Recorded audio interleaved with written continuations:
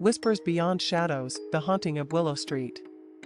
In the quiet town of Everwood, where a dense canopy of ancient trees loomed over the streets, I found myself alone in a house that harbored a darkness beyond my wildest nightmares.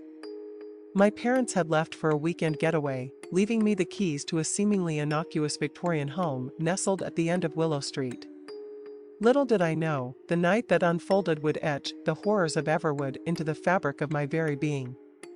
As the sun dipped below the horizon, casting long shadows that stretched across the neighborhood, I hesitated at the threshold of the house.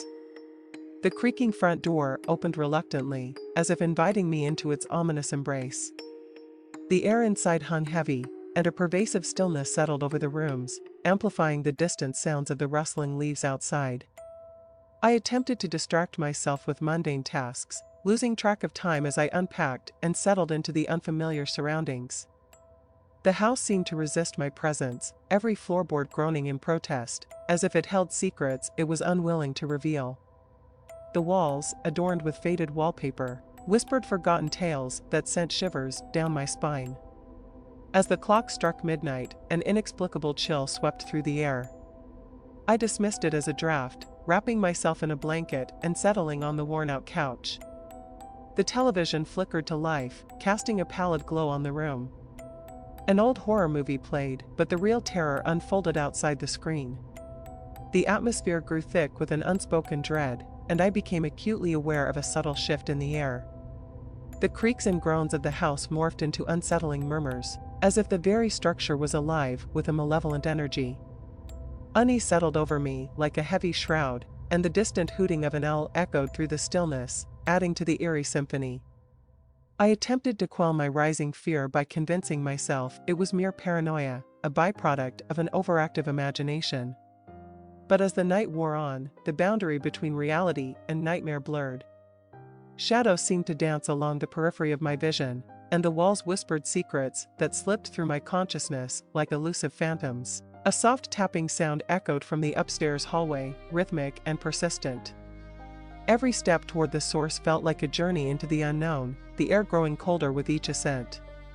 I reached the landing, where the oppressive silence was broken only by the slow, deliberate tapping. With trepidation, I opened the door to the room from which the sound emanated. The air inside was frigid, and the room felt charged with an unearthly energy. A rocking chair swayed gently, propelled by an invisible force.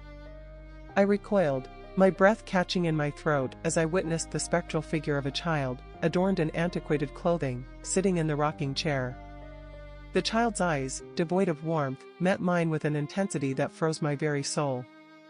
The room seemed to close in around me, and a haunting lullaby filled the air, an eerie melody that echoed through the ages. I stumbled backward, the door slamming shut with an otherworldly force.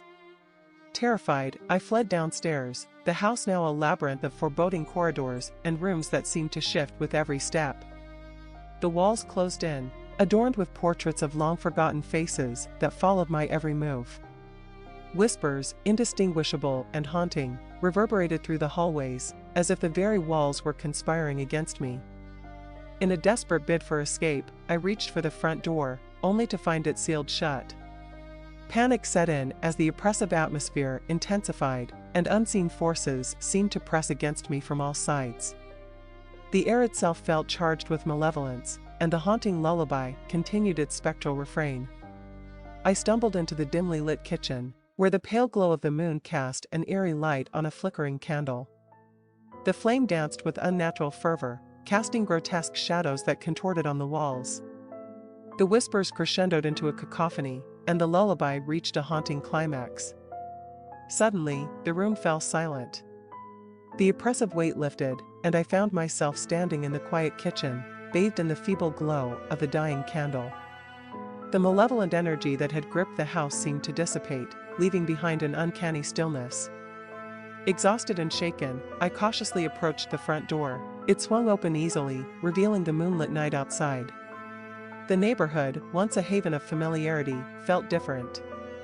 The trees loomed with an ancient wisdom, their branches casting elongated shadows that seemed to whisper forgotten secrets.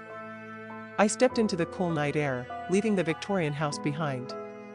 As I walked through the silent streets of Everwood, I couldn't shake the feeling that the horrors I had encountered were not confined to the walls of that ominous home. The shadows lingered, and the whispers of the night seemed to follow me, a haunting reminder that some terrors are not bound by the walls of a house, but echo through the very fabric of existence.